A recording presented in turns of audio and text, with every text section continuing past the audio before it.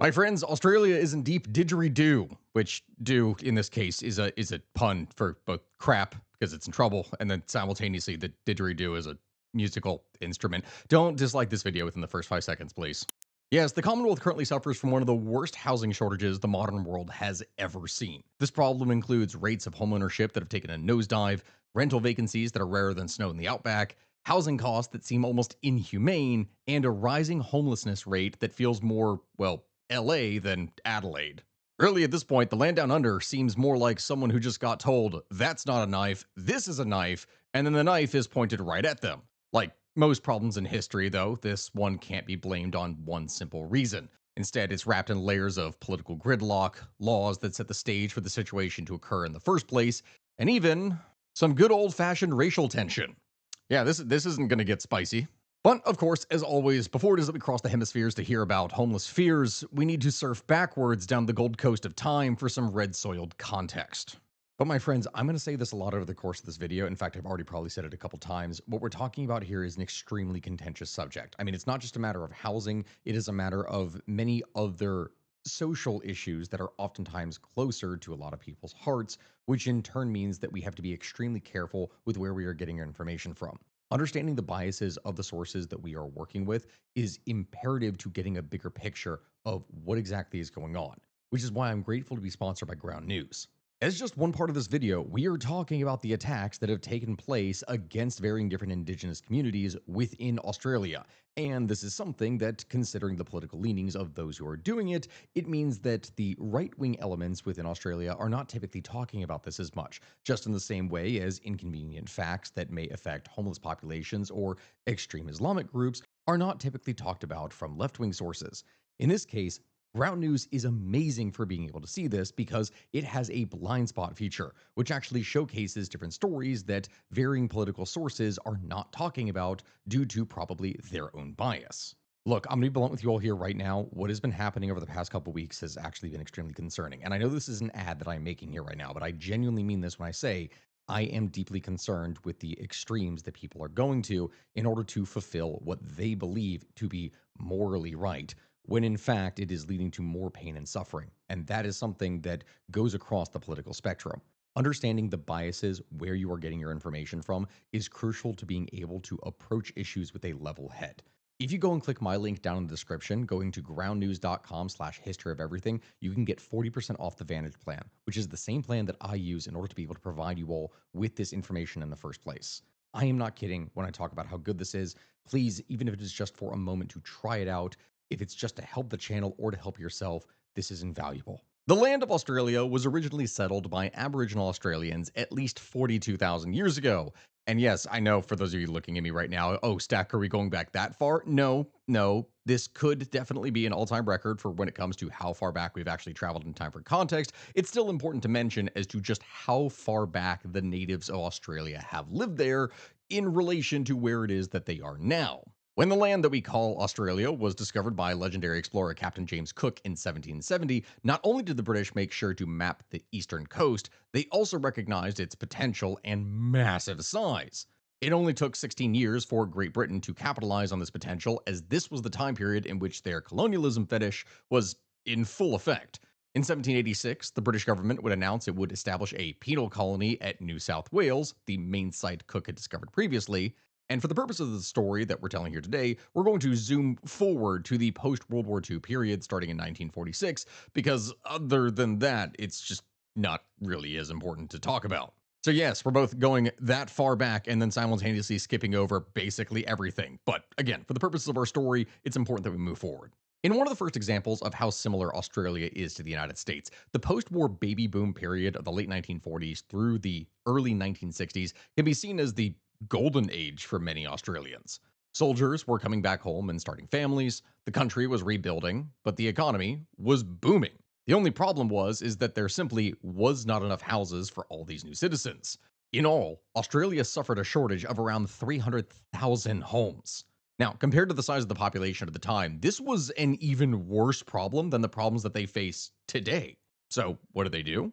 Well, the post war Labour Party led government actually did the responsible thing and reached across the aisle to work with their political rivals and came up with a compromise as well as a solution. Nowadays, this level of bipartisanship would be pretty much unheard of in just about any kind of government, and this led to the government starting the Post War Reconstruction Authority, which in turn established the Commonwealth Housing Commission. Truly amazing part? After this amazing success at solving a critical problem for the country, neither side really claimed victory over the other. It was just, in general, a victory. Both sides actually prioritized the needs of the nation over furthering their political advantage, and the people were better off for it. It was a time of prosperity for nearly all Australians, and houses were suddenly being built left and right. Financing was designed to help the prospective buyer into getting their new home easier and quicker, and housing costs related realistically to then current wages. And, in another parallel to Americans, the concept of the Australian dream was developed during this time. The idea that the average Australian should be able to work a single job to support his family and own his own home, that got started during this time period. Unemployment was low and jobs were plentiful, but Australia had a particular need to replenish its working age population as the war had ravaged a decent number of young, hard-working men. So, to help the situation, immigration was pushed rather heavily by the government during this time, which resulted in a large government sponsored wave of immigration, mostly from European countries. Now, these new migrants were known as the New Australians, and the new higher rate of immigration was justified to Australians with slogans like populate or perish, which, I gotta say, sounds incredibly dystopian as hell, but, I digress. The ads were overall successful, and today Australia has the world's eighth largest immigrant population, with immigrants accounting for 30% of the entire population, a higher proportion than any other nation with a population of over 10 million. Unfortunately, though, when we talk about this, in a story that rings true for politicians around the world, because this is not unique by any kind, my friends. No, and if you've watched a lot of the things that I've created on here, you would understand that that is most certainly not the case. Everyone has their problems. The collaborative nature of Australian politics that would exist immediately after the post war period would fall apart as greed and personal benefit began to matter more to many of these politicians than doing what was right for their country. A story that is seen again, everywhere. As a result, those formerly buyer friendly laws that favored the consumer began to gradually turn against them. By the time the year 2000 hit, it was much more beneficial to be the landlord than the tenant in Australia, a problem which would only get worse. To make matters worse, the two biggest parties began a pattern of kicking the problem down the road for the next guys to have to deal with that would repeat for decades. Labor governments would emphasize social housing investment and rental regulation. Liberal national coalitions would focus on demand subsidies, supply deregulation, and home ownership. And these alternating approaches would neutralize progress while the housing crisis was only going to worsen with each policy reversal. On that note, tax policies didn't really make things any better either. Negative gearing is a hot button phrase that has become more used widely in recent years regarding Australian housing. And now we're not economists here at this channel by any means. We just really talk about the history of how we got to places in the first place, and economics is an important factor. But let me try to explain it as simply as I can. Negative gearing allows one to deduct expenses and losses from rental properties from their taxable income. So, if the amount of money the homeowner receives from renting out a property is less than the amount that they pay on the loan, they record a rental loss and they are able to use this loss to reduce the amount of taxable income that they have. For example, if the taxable income from your job is 130,000 and you made a rental loss on an investment property of 20,000, you would be able to use that loss to reduce your taxable income to just $110,000, which makes sense. But a very valid criticism of negative gearing is that it distorts the housing market by reducing housing supply as properties aren't occupied, as well as the fact that it tends to push up rental prices and encourage overinvestment in real estate because it doesn't really matter, you can just write it all off anyway. And that leads us to one of the highest contributing factors to this crisis. The Australian dream also came with some negative aspects. One of those happened to be particular to Australia was that buying a home in the Australian economy became the most profitable way to invest. In this aspect, Australia is very similar to China, where you literally cannot invest any other way than by purchasing real estate. That's it. That is why houses in China will cost anywhere between 20 to 30 times someone's annual income in comparison to what you can see in places like the United States, where it is typically 4.5 to 6, which is still not great, but it's way better than China. In Australia's case, it's these laws that made the investment situation turn out this way. You see, Australia has hugely expensive tax expenditures, which predominantly benefit high income earners while distorting the housing market. A tax expenditure is when instead of directly spending money on something, the government taxes something at a lower rate. This translates as the government foregoing tax received by allowing people or companies to reduce their tax either through discounts or deductions or by choosing not to tax something, such as private education costs. The main housing related tax expenditures are the capital gains tax discount and rental deductions and capital gains tax main residence exemption. In this context of the Australian taxation system, capital gains tax is paid when you buy an asset and then later sell it for a profit. The profit you made is taxed as income. The capital gains tax discount means that if you buy an asset, which is oftentimes a house, hold it for 12 months, and then sell it, you only pay a tax on half of the profit that you made. For example, if you bought a property for $400,000 and a year later sold it for $500,000, you made a capital gain of $100,000, just putting it in simple terms.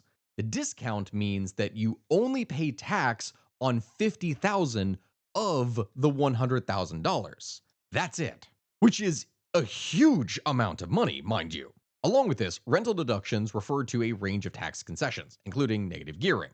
Now, these two tax expenditures we just covered by themselves are hugely expensive, costing vastly more than all federal spending on housing and community amenities, including transfers to the states and territories, as well as Commonwealth rent assistance. So, how much has allowing these tax loopholes actually cost Australia? Well, hold on to your election sausages because the next figures are going to get absolutely bonkers. Currently in Australia, the top 1% of earners own 25% of all homes. That is insane. In 2020 to 2021, which is the last time this was calculated by the Australian Treasury, the top 10% received nearly $13 billion in benefits from the aforementioned tax expenditures, more than the bottom 90% combined. This all distorts the true nature of the housing market. What's even worse and adds even more to the illusion of healthy housing market is that vast chunks of the available homes have actually been purchased by companies that then rent them out as Airbnbs, which the Aussies refer to as holiday homes. In fact, speaking of Aussies, my editor and co-writer James, who researched and wrote the script for this video, reached out to our Discord server and contacted some actual living Australians who there's a decent number of them in the Discord. If you actually want to go and join that, you definitely should. We do a lot of games, memes, and history discussions in there. Either way, by doing these interviews and speaking to people, all of these individuals, which, yes, I know this is talking from personal experiences with people and not just raw data, it is still something that is a useful tool to help get a more accurate view of the situation on the ground as it's occurring to real people that are trying to live their lives in a very difficult situation. This group includes young adults in the early 20s, people with families in their 30s, men, women, LGBT individuals, American expats who moved to Australia, and even a veteran. From this, one of the things that was mentioned by multiple people that we spoke with is just how much the general public hates these companies that purchase large amounts of homes to turn them into holiday homes. Because not only does it leave the entire neighborhood feeling like an empty ghost town, but they drive up housing prices like crazy in major metropolitan areas. This brings us to another aspect of the problem: Australia's population concentration. Australia has 5 main metropolitan areas. These would be Sydney, Melbourne, Brisbane, Perth, and Adelaide in that order. These 5 cities alone contain a population of over a million each, and altogether add up to approximately 62% of the entire country's population. And so, with 90% of the population living in urban areas, Australia is in fact the third least densely populated country in the world, right after Namibia and Mongolia. It is not densely packed at all unless you are in the city. Yes, the country has space for all of the country's 27 million people, but almost no one wants to live in the middle of the outback, far from amenities and infrastructure of developed civilization, which is a pretty obvious statement. Of course, people don't necessarily want to do this. So, 9 out of 10 Australians live within 50 kilometers of the nearest coast. Property developers know this, so they don't even bother trying to build very much inland and focus all of their energy on the highly sought after urban housing. And so, because of this and the effects of the COVID pandemic, a virtual housing arms race would begin in the central business districts of Australia's major metro areas, and it got bad. The reality is, my friends, is that if you're looking for a home anywhere near a major metropolitan area's central business district, or CBD, where over 90% of business in Australia is done, you can expect to go to an open house where at least 100 other prospective buyers are all hoping to bid on the same listing. Because people want to stay close to the CBDs, it doesn't even matter if the home is falling apart.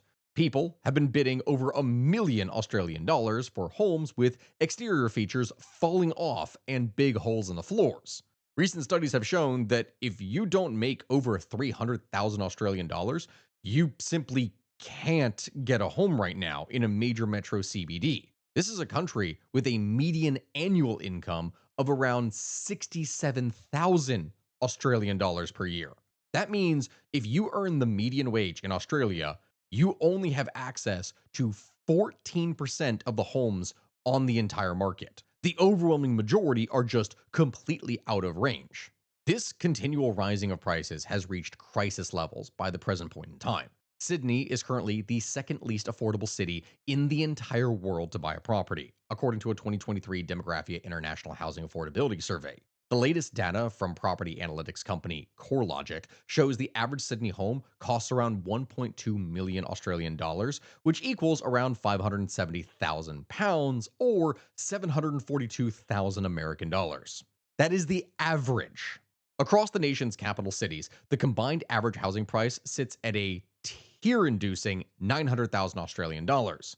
Oh, and by the way, in case you're curious, in 2012, the average housing price was only 500,000 Australian dollars, which was still not great, but way better than what it currently is, which means this problem of rising prices has accelerated drastically in the last decade. Housing prices in Australia overall would jump 39.1% in only the last 5 years alone. But wait, it gets worse. Because that entire time, as we already mentioned with the median wage, you can probably expect that wages have not kept up at all with housing costs, just like what you see in other countries, such as the United States. But here, it is significantly worse. It now takes the average prospective homeowner around 10 years to save the 20% deposit that is usually required to buy an average home, according to a 2024 State of Housing System report. And you might be thinking, okay, well, if it's so hard to get a home, why not just rent? Well, the situation isn't any better over there because since COVID began, the cost of rent has climbed by over a third. Rents have risen sharply across Australia, by 80% in Perth, more than 50% in Brisbane and Adelaide, and roughly 20% in Sydney and Melbourne in just the past 4 years. And oh, remember those huge groups of people that were all bidding on the same property for buying a home? The same thing is happening for apartments, where hundreds of people are lining up in the hopes that they will get a unit, but even the slightest blemish on your credit can eliminate you from contention. Yeah, it's not good. Sydney was hit the hardest, though, when it comes to the rental costs. Initially, when researching this, it appeared that, according to our sources, Sydney had a median monthly rent of 773 Australian dollars, which felt immediately not right. Then, after a moment of pause, we realized that this source said $773 weekly because, for some reason, and we don't really understand why this is the case, Australia goes and does rent by the week rather than by the month, like most places do. So, yeah, the average median monthly rent in Sydney is just short of 3,100 Australian dollars a month. For the median wage earner in Australian society, they're spending upwards of 50% of their wages on just housing. In a healthy economy, the tenant should not be paying over 30% of their wages towards housing. In the early 2000s, Australian home prices were about 4 times the median income. Today, the typical home costs more than 8 times the median income across most capital cities and nearly 10 times in Sydney. By this point, the problem has gotten so bad that in our research, we discovered that Amnesty International officially considers the whole situation a human rights violation and has recommended that Australia legislate and pass a human rights act that ensures the right to housing, which, of course, creates a whole bunch of other problems when you then consider something to be a human right versus other it gets into a whole lot of issues at that point, which we're not really going to get into here. But because of all these factors, the percentage of share houses or unrelated people living in a home as roommates has skyrocketed. Rooms added onto homes just to rent them out to a single person have been popping up everywhere. And for young people, if they want to pay a reasonable amount for rent, it typically requires splitting rent with others in cramped share houses or even moving over an hour away from where they work. The other big problem with this is that if you're outside of the five major cities in Australia, infrastructure just kind of sucks. It's not designed smartly to accommodate people, as really there is no one there in the first place. It's arguably a similar problem to one that can occur within the United States, except Australia spread outward instead of pushing upwards. As suburban areas sprawled endlessly, the government didn't build the appropriate infrastructure to move large amounts of people into the cities, which could have helped out the problem. This is yet another factor that contributed to the overall problem of housing costs. So, for many, the decision has to be made between purchasing a car and having a terribly long commute, or paying twice the rent to live closer to where jobs are while not necessarily having to worry about buying a vehicle. Most people tend to just choose the latter. And so now, my friends, it's time to get to what is arguably the most controversial part of this entire program: immigration. Now, I know how things typically get in comment sections, so please refrain from throwing tomatoes until it is unfinished, because this is something that is a very complicated issue. And feelings are certainly very high. Since the 1960s, Australia has been heavily reliant on immigration. Beginning in the mid 2000s, rates of immigration began to rise and held steady somewhere between 150,000 to 225,000 people coming in each year. This continued to the point that, by now, 48% of Australians have a parent that was born overseas, and 3 out of every 10 Australians were born overseas. This caused Australia to be considered not only one of the most diverse and multicultural countries in the world, but also a true immigration success story during the 20th century. You might think that with a society this diverse, people potentially wouldn't mind immigrants, especially considering the birth rate among Australian women still hasn't recovered since COVID. But this is literally the one thing that we heard reluctantly admitted by almost every single Australian we interviewed for the story. Australia, for years, has seen anti immigrant sentiment rising. Now, my friends, I'm going to try and be as neutral as possible when going and explaining this, because it is an issue that is held very close to one's heart pretty much all over the Western world right now. So we're going to try and be careful when explaining this. If you look at the more right wing elements within the Australian political spectrum, there is a very large anti immigration push, where one of the key things that is said is that a key cause of the housing crisis is because of immigration. Naturally speaking, if you are bringing in a bunch more people, but there is already a housing shortage, that is going to make the housing shortage worse. But it gets a little bit more complicated than that.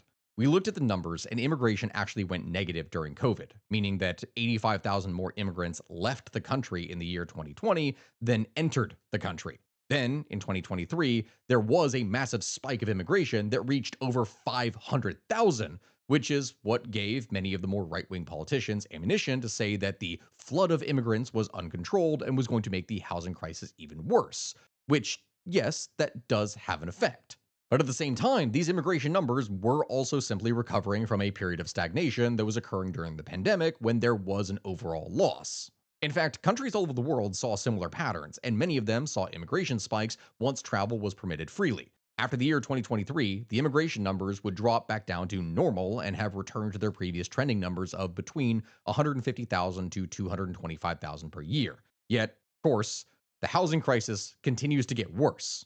If immigration in Australia went to just zero, net zero completely right now, and remained that way, that's not necessarily going to cause housing prices to go much lower, if at all, because they already did have an excess number of immigrants leave for 2 whole years during COVID. They had a net loss. Did this cause the housing prices to go lower? No, it didn't. It got worse. My friends, here's the honest and simple truth as we could determine it based on literally 20 hours of research prepping for the story. Yes, immigration is a factor for the crisis. That is absolutely true, and increasing the number of people that you have in the country without being able to build more houses to be able to sustain said population is going to have a negative effect. Yes. But in comparison to the actual policy issues as well as designs within the country of Australia, this is not as big of a factor as those. Aside from that, it's well known that when your population isn't naturally growing, one of the only ways to improve your economy is by bringing in more immigrants.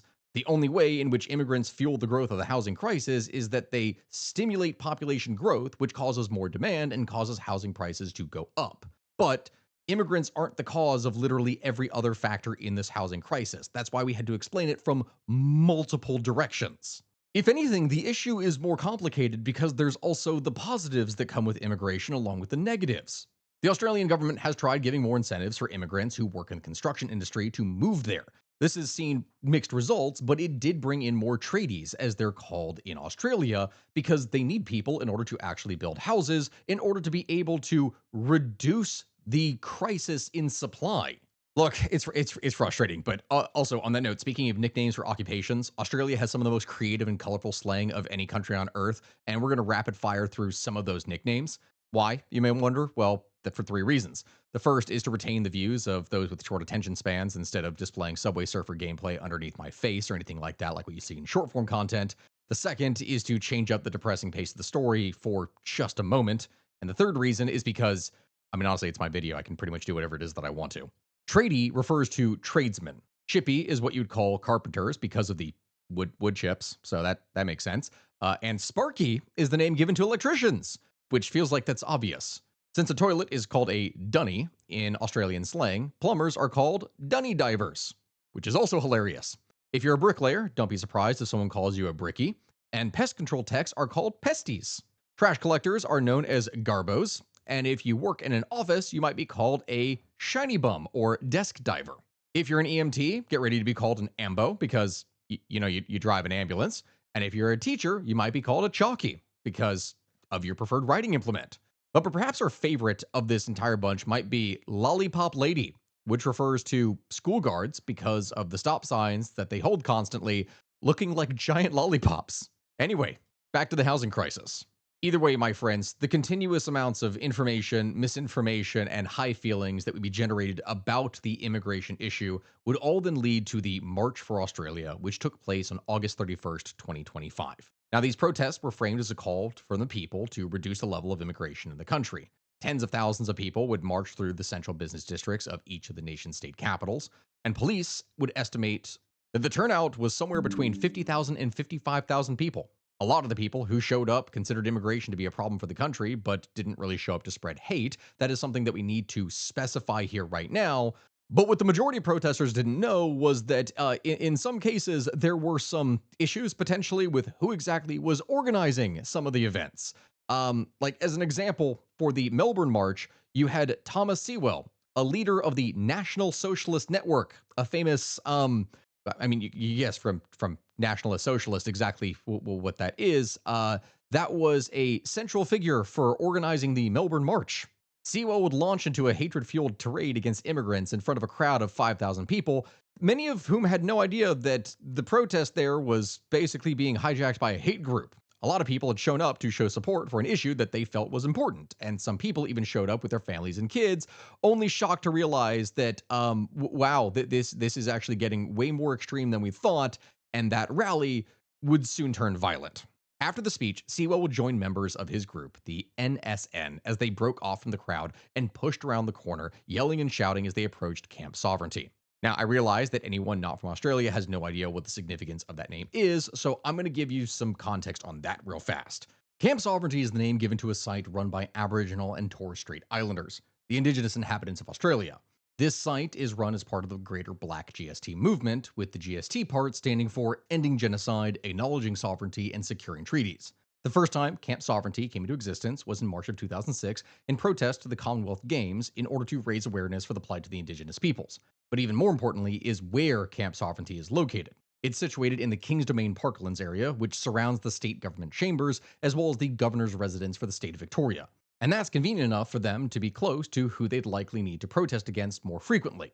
But the reason Camp Sovereignty is located where it's at is it's because it happens to be one of the most sacred sites for Aboriginal people. In fact, the land is so sacred to them that when repatriated remains are returned to the Aboriginal people, they choose to bury them here. And so you can see, one could really argue that there is a key significance to the fact that this is an area that was taken over by Europeans, and the government buildings were placed on top of or right next to what was then some of the most sacred sites to these people who had been living there for tens of thousands of years. You can see where that would perhaps create some feelings.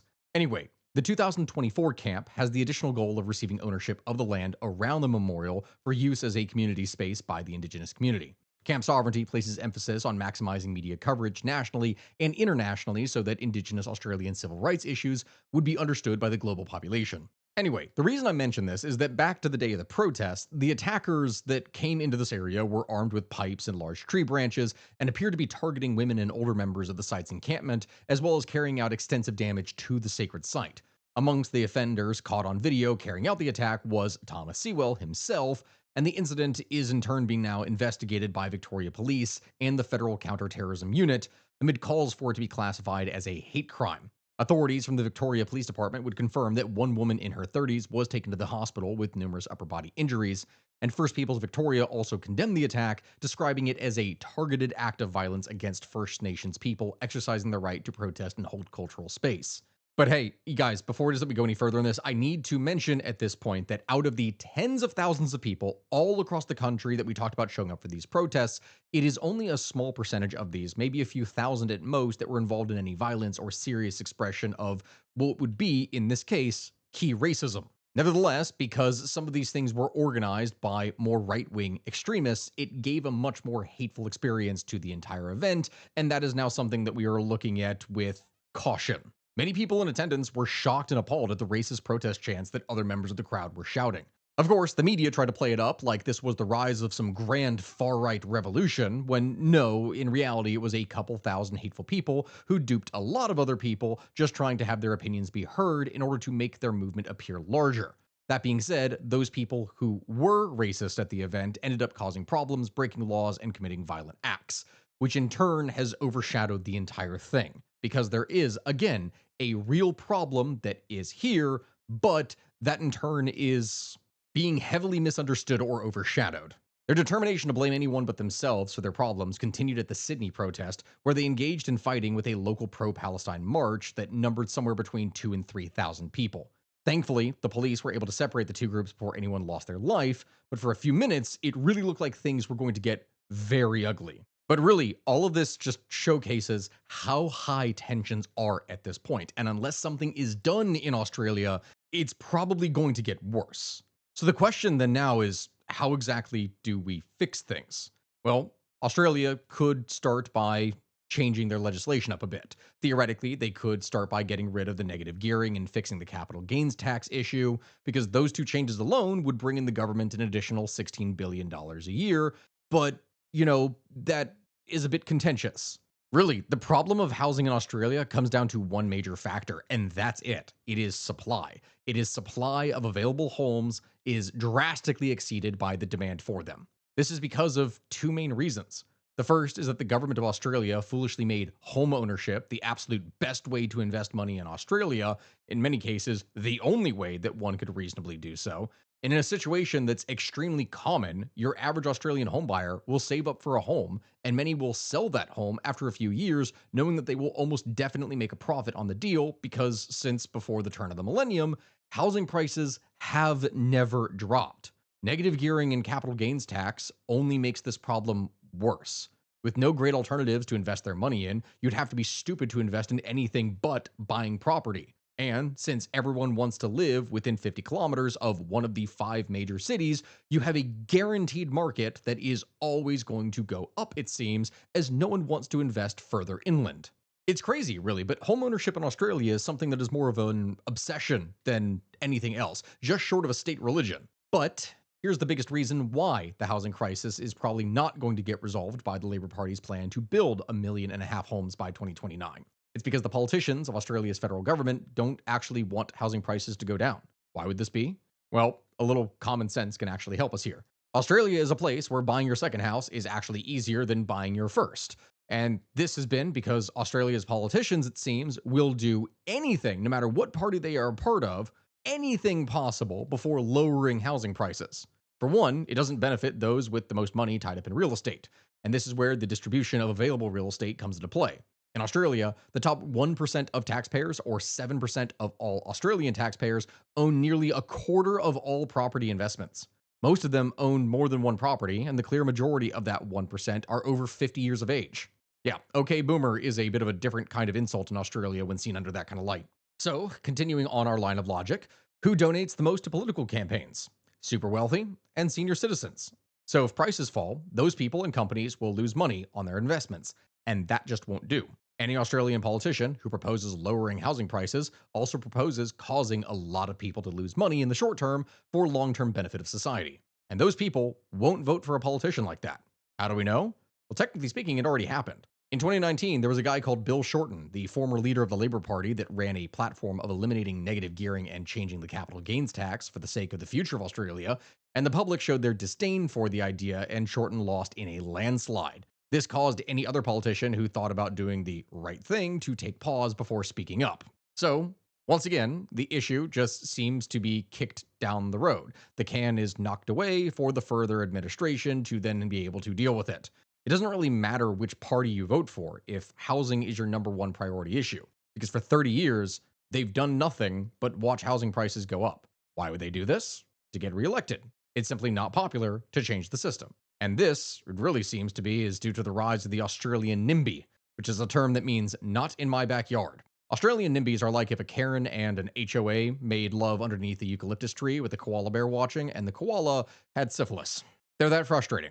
What happens is when someone proposes building a large housing development in their area, the NIMBY will detect this and congregate with others of their own at town hall meetings, city council meetings, and politicians' offices, leading protests and movements to block these developments.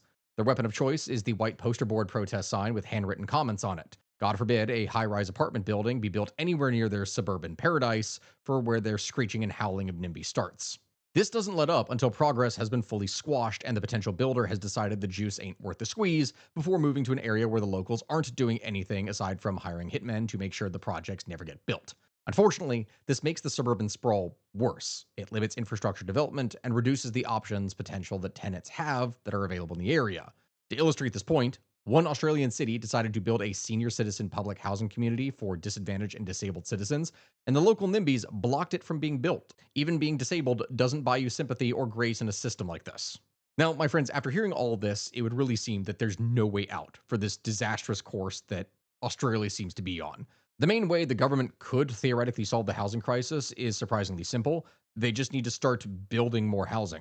There's all kinds of debates about what one can say in regards to public housing that is built or subsidized by the government and that is done by private entities. But Australia, interestingly enough, ranks appallingly low on the list of countries when it comes to government funded housing. Almost the entire Australian real estate market was built by private companies, which is great, when there's a lot of free space and options for people to move into. But when things become extremely concentrated in just a key couple areas and there is no more room for growth, then at that point, the pursuit of profit means that just things are not going to be developed outside. And so, if the government were to take the problem seriously and actually invest into publicly funded housing and build things up at hopefully a rate then that is not 2 to 3 times the price that what happens with private investment, which is actually what usually happens, maybe if it's actually done right, then theoretically that could help the problem. But doing things for the good of society doesn't really make politicians or their supporters any profits, so this won't happen until Australia either sees some kind of change in leadership or the rise of different parties or something happens that seriously makes people change how it is that they think about housing. The only major solution that didn't involve just lowering housing prices or getting rid of negative gearing and the capital gains tax exemption is construction of large-scale government housing. Australia arguably needs to do what Sweden did 50 or 60 years ago and just build housing for like a decade. And really not allow anyone to purchase that housing unless they intend to actually live in it, because it seems to be that that problem is not getting resolved in any of the major cities otherwise. This would keep the large real estate investment firms from buying up all of the units, and the government can then choose to charge whatever it wants for rent, meaning that theoretically this new housing could be used by all income levels, allowing even the poor to stay near the 0.2% of the country on which 90% of the businesses are actually working. Now, will Australia actually do this? It's unclear. I mean, yes, the Labour Party is currently trying to build 500,000 homes by 2029, but it's already been shown that the country just doesn't have enough tradies to make it happen. But as far as the government successfully building and managing housing, well, I mean, it's already been done before in the past. The 1944 Housing Commission created clear accountability structures, established explicit production targets, directed resource efficiently across government levels, and ensured implementation regardless of electoral outcomes. It recognized housing as essential infrastructure, deserving of political consensus, principles that modern Australia has largely abandoned, it seems. This is what fueled the housing boom after World War II and what developed the very idea of the Australian dream. If the government can do one thing to help the Australian people right now, it would be to invest in large scale development in all parts of the country with incentives for contractors and building companies to work on those projects. The Australian dream may have turned into a dystopian nightmare, but if they can remember the strengths of their past, the Australian people might just be able to wake up and make change happen, which we can only hope for the best. With that, my friends, we're going to be ending things here today. This episode would not have been possible without the experiences and stories that were given to us by members of our Discord from Australia. So thank you to all of that. We're going to be putting that here on screen, and we'd like to thank them for their help, their candor, and their time. Goodbye, my friends. Thank you for watching, and I'll see you next time.